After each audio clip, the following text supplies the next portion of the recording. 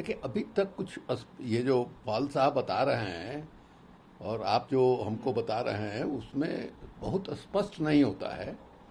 ये 70 करोड़ किनको ऑर्डर दिया और जिन कंपनियों को ऑर्डर दिया उनकी क्षमता है या नहीं है।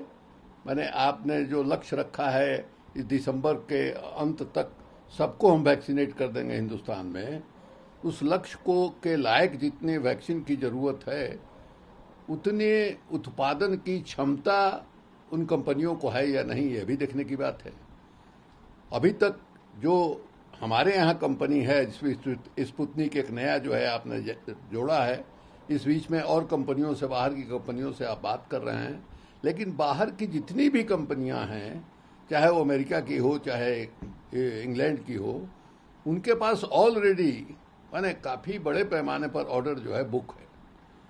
तो वो समय निकाल करके आपके डिमांड को पूरा करेंगे या अपने देश के डिमांड को पूरा करेंगे, ये कहना कठिन है। ये अच्छी बात है कि साहब साल के अंत तक जो है हम वैक्सीनेट कर देंगे, लेकिन अभी तक जो रिकॉर्ड है वो रिकॉर्ड यही बता रहा है कि आप जो कहते हैं वो हासिल नहीं कर पाते हैं। तो ये भी जो अभी वैक्सीन की उपलब्धता है उसको देखते हुए ये लग रहा है कि ये ख्याली पुलाव जो है पकाया जा रहा है कि हम दिसंबर के अंत तक जो है सबको वैक्सीनेट कर देंगे।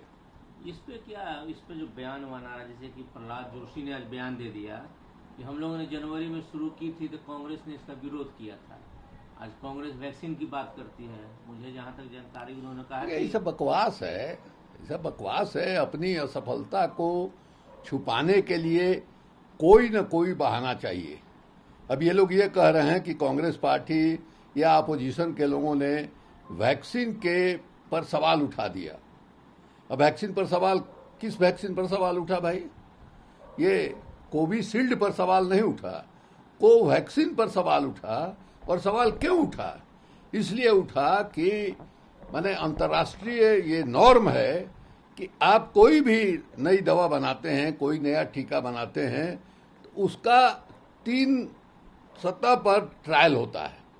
इसका तीसरा ट्रायल हुआ ही नहीं और सबसे पहले आपने इमरजेंसी में उसके इस्तेमाल की इजाज़त दी और बाद में उसको आपने माने जनरल कर दिया। और सबसे दुर्भाग्य की बात यह है कि आज तक तीसरे ट्रायल का नतीजा नहीं आया है। उसका क्या परिणाम निकल रहा है कि WHO ने उसको मान्यता नहीं दिया। अब उसकी वजह से आप कोवैक्सीन लगा के अगर बाहर जाना चाहिए तो उस देश में आपको एंट्री नहीं मिलेगी। कोविशील्ड पर मिल जाएगी लेकिन कोवैक्सीन पर नहीं मिलेगी। तो इसी को मैंने ये बहाना बना रहे हैं कि साहब उस सवाल उठा दिया गया मैंने वैक्सीन के मैंने क्वालिटी पर और इसके वजह से जो है सारा विलम्ब हुआ है। असल में दिक्कत यह है कि मैंने प्रधानमंत्री को जिस तरह से पीछे हटना पड़ा, क्या क्या बोल रहे थे जब सुप्रीम कोर्ट ने गर्दन पकड़ा और सुप्रीम कोर्ट ने कहा कि 35,000 करोड़ रुपया जो आपके बजट में आवंटित था वैक्सीन के लिए उसका हिसाब बताइए। और आपने जो फैसला लिया, जो आपकी वैक्सीन नीति है, उस नीति पर आप कैसे पहुंचे ये हमको बताइए। उसका प्रोसेस क्या था? उसके बाद जो है कोशिश इन लोगों ने किया कि हम सुप्रीम कोर्ट को bully करके दबा दें। तुषार मेहता इनके जो माने सॉलिसिटर जनरल हैं उनका यही टैक्टिस होता है, लेकिन सुप्रीम कोर्ट दबा नहीं और ये जान गए कि हम पकड़ा जाएंगे, इसलिए चुपचाप पीछे जो है हटे। और इसके अलावा पार्टी के अंदर भी जिस ढंग से माने इस महामारी से सरकार लड़ने की नीति जो बना रही है उसका जो नतीजा आया है, जनता की नज़रों में सरकार गिरी है, माने नरेंद्र मोदी जी की लोकप्रियता जो है घटी है, उसकी वजह से उन्होंने अपना कदम पीछे हटाया है। बहुत सी कंपनी जिसमें अमेजॉन है, स्पॉटिफाई है, इन लोग का मीडिया वेबसाइट क्रैश कर गया है। मीडिया वेबसाइट है जो उनका जो वेबसाइट है सब कंपनियों का क्रैश कर गया है। पता नहीं उसके बारे में, टेक्निकल बात है, हमको कोई मैंने जानकारी नहीं है। अरविंद केजरीवाल ने आज नरेंद्र मोदी को पत्र लिखा और कहा कि डोर स्टेप जो राशन डिलीवरी है घर घर जाके उसको दिल्ली में परमिशन दे शुरू करने की। नहीं, क्यों रोका गया? यही आश्चर्य की बात है। अगर मान लीजिए दिल्ली की सरकार जो है सक्षम है घर घर राशन डिलीवरी करने का, इससे बड़ी राहत जो है उपभोक्ता को क्या हो सकती है। तो हमको ये लगता है कि एक अच्छा कदम दिल्ली की सरकार ने उठाया था और भारत सरकार उसको रोक रही है। इसका मतलब है कि मैंने लोगों को राहत देने के लिए जो कार्यक्रम बन रहा है उसको आप जो है रोकना चाहते हैं। इसके बारे में सफाई देनी चाहिए दिल्ली सरकार को कि आखिर क्यों रोक रहे हैं, उसके पीछे तर्क क्या है। ऐसे ही मनमाना जो है आपने आदेश दे दिया, ये तो ऐसा तो नहीं चलता है। कोई भी बात होनी चाहिए, तार्किक बात होनी चाहिए कि हाँ साहब इस वजह से ये हम कदम उठा रहे हैं। बगैर तर्क के आप इस तरह से किसी को रोक दीजिएगा इसलिए कि आपके पास ताकत है, तो ताकत का ये मनमाना दुरुपयोग है। महाराष्ट्र सरकार का डेलीगेट आज गया था, नरेंद्र मोदी से मिला, जिसमें उद्धव ठाकरे भी थे। बात हुई महाराष्ट्र आरक्षण पे, वैक्सीनेशन पे।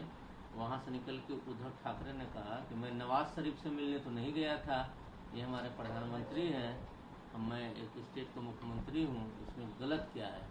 नहीं, इसमें क्या, हम भी कुछ नहीं देख रहे हैं। अभी राजनीति का मामला है। वहाँ भारतीय जनता पार्टी के एक सांसद हैं जो ये कह रहे हैं कि नहीं साहब, हम जो है इस महामारी के दौर में भी ये मराठा आरक्षण जो हुआ था जिसको सुप्रीम कोर्ट ने निरस्त कर दिया, हम उसके लिए आंदोलन करेंगे। अब ये लड़ाई जो है वोट की लड़ाई है। और तब जो है उद्धव ठाकरे को या उनकी पार्टी को या उनके गठबंधन को ये लगा कि नहीं साहब ऐसा नहीं कि ये बाजी मार जाए, हो गए प्रधानमंत्री से मिलने के लिए।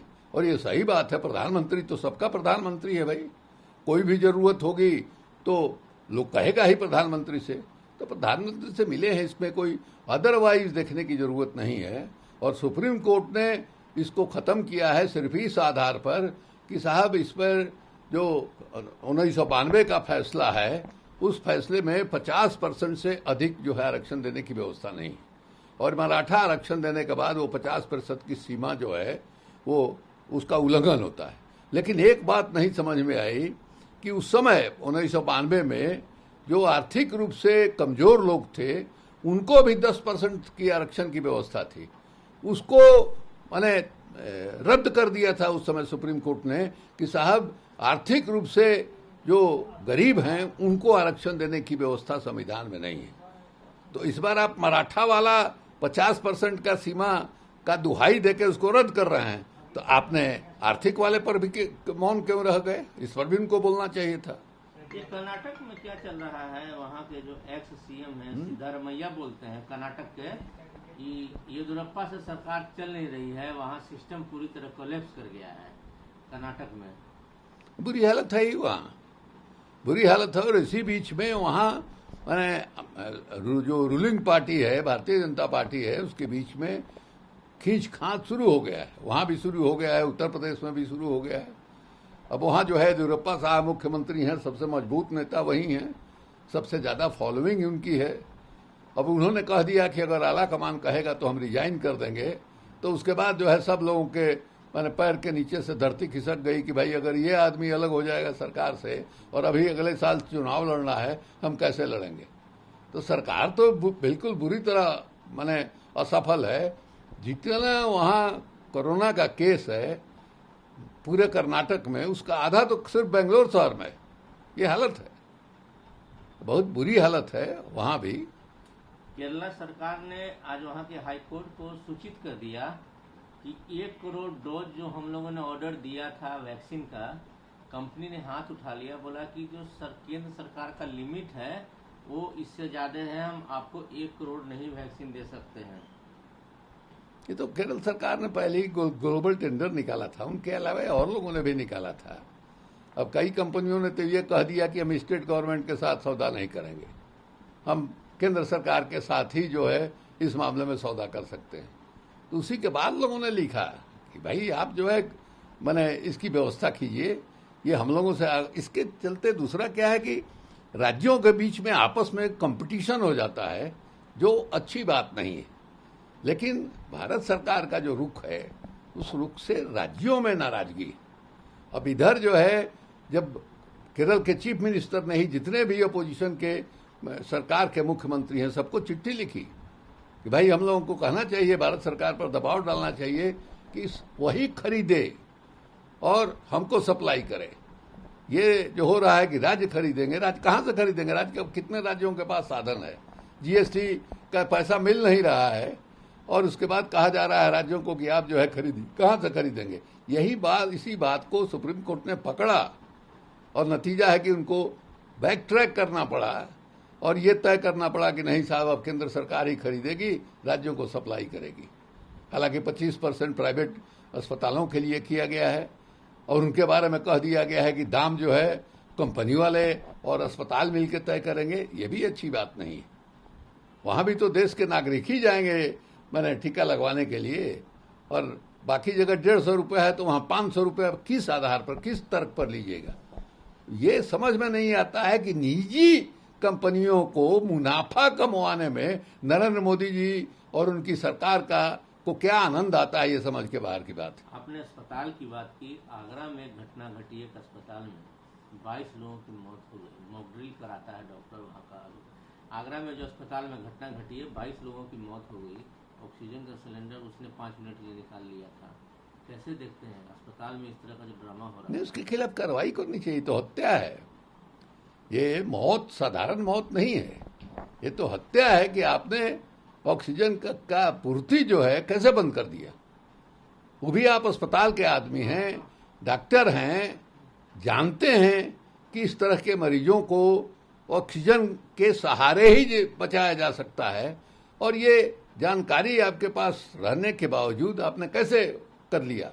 ये तो अधिकतम सजा जो है ऐसे लोगों को देना चाहिए। और शुरुआती दौर में जो ऑक्सीजन की किल्लत हुई थी, देश के कई राज्यों में ऑक्सीजन के अभाव में लोग मर गए थे, और अभी तो प्रधानमंत्री जी ने कहा है कि ऑक्सीजन की कमी अब नहीं है। उसके बाद जो है ऑक्सीजन के अभाव में कैसे लोग मरे, इसकी जांच हो और अस्पताल पर कार्रवाई हो, कठोर कार्रवाई हो कि आगे इस तरह के काम करने का जरूरत जो है किसी को नहीं हो।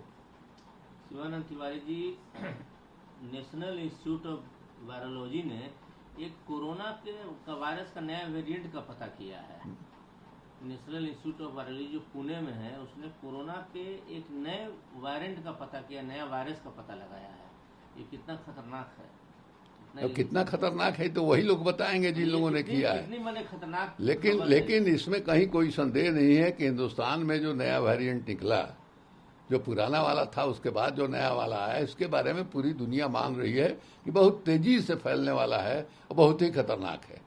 अब इसके साथ सबसे बड़ी दिक्कत यही है कि ये रूप जो है बराबर बदलता रहता है। आप जो बता रहे हैं कि मैंने पूना वाले नेशनल वायरोलॉजिस्ट लोगों ने कहा नया वेरिएंट का पता लगाया है, तो पुराना वाला ही अपना नया रूप जो है बदल दे रहा है। अब सबसे इसमें जो खतरा दिखाई दे रहा है कि मान लीजिए जिस वेरिएंट के लिए वैक्सीन बना है और उस आपको जो वायरस है उसने अपना रूप बदल दिया, और उस रूप में जो वैक्सीन हमने बनाया उसमें काम नहीं करे अगर तो ये तो बहुत ही खतरनाक किस्म की स्थिति है और बड़ा संकट का जो है समय है। अब देखना ये पड़ेगा, पूना वाले लोग ही बतावें कि अभी जो हमारे यहाँ वैक्सीन दिया जा रहा है वो वैक्सीन जो है उस पर कारगर होगा कि नहीं, जो नया वेरिएंट इनको मिला है, ये उनको बताना चाहिए। शिवानंद तिवारी जी, राजस्थान में 5 साल की बच्ची इसलिए मर गई उसको पीने के लिए पानी नहीं मिला। बड़ी बुरी हालत है।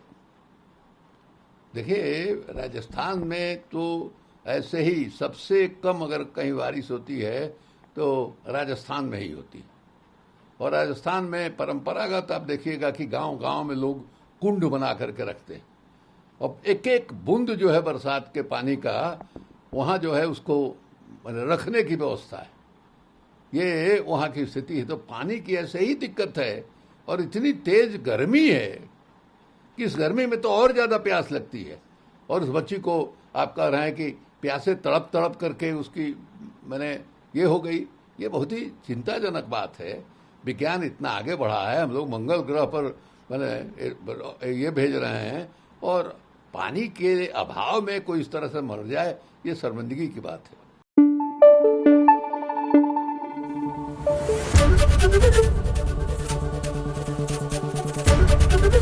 एबीपी न्यूज आपको रखे आगे।